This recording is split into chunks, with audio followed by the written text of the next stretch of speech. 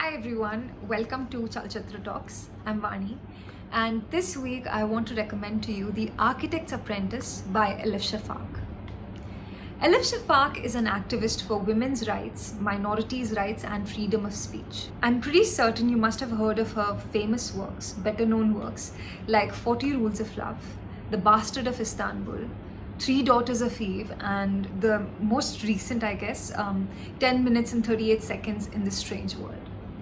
The reason why I picked up The Architect's Apprentice was because she usually writes in Turkish, but The Architect's Apprentice was one of her first attempts at writing in English. I'm pretty certain you must have heard of Michelangelo as well. He was and is still considered to be one of the best architects in the history of the world. But there was another like him. He came from Ottoman Empire and his name was Mimar Sinek. He is the architect in The Architect's Apprentice. He served as the chief royal architect to 3 sultans back in 16th century. And his apprentice, Jahan, is a fictional character who is going to be a hero in The Architect's Apprentice.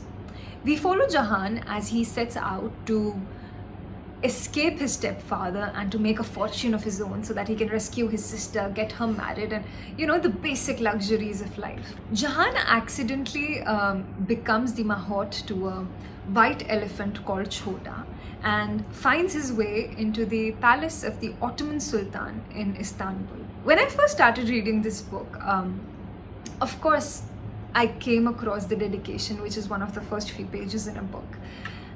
And it read, "For apprentices everywhere. No one told us that love was the hardest craft to master." And when I first read this line, I was taken aback and I spent a good 30 minutes or so pondering or just rereading this line in my mind.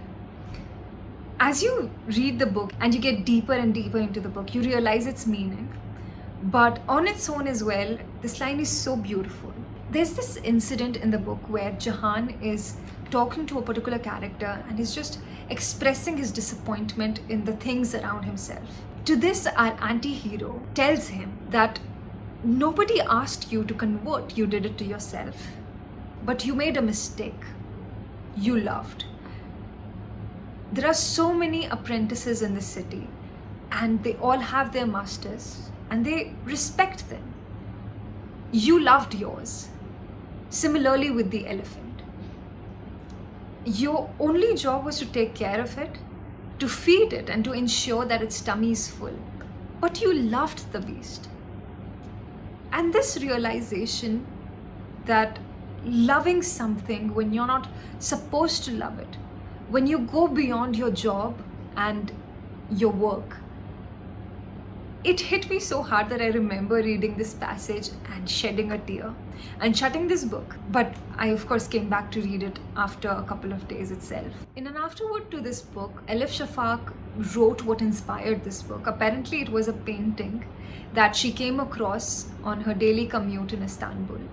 An architect is working with his apprentices on a site, and there is an elephant in the background. What really stands out about The Architect's Apprentice is that it is a beautiful love poem to the city of Istanbul. You fall in love with the city, but eventually at the end of the book, of course you want to visit the city and discover it more, but you also want to be a silent admirer, sitting in the background or sitting in a corner, just admiring its beauty. Obviously, the main theme, the main motive is architecture. But what is also very relevant is what it leaves you with. And for me, it was 2 major questions.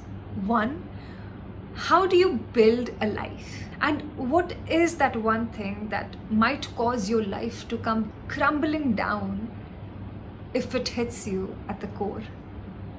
So this was my recommendation to you this week. I hope you like it, and I will be back again with another recommendation next week.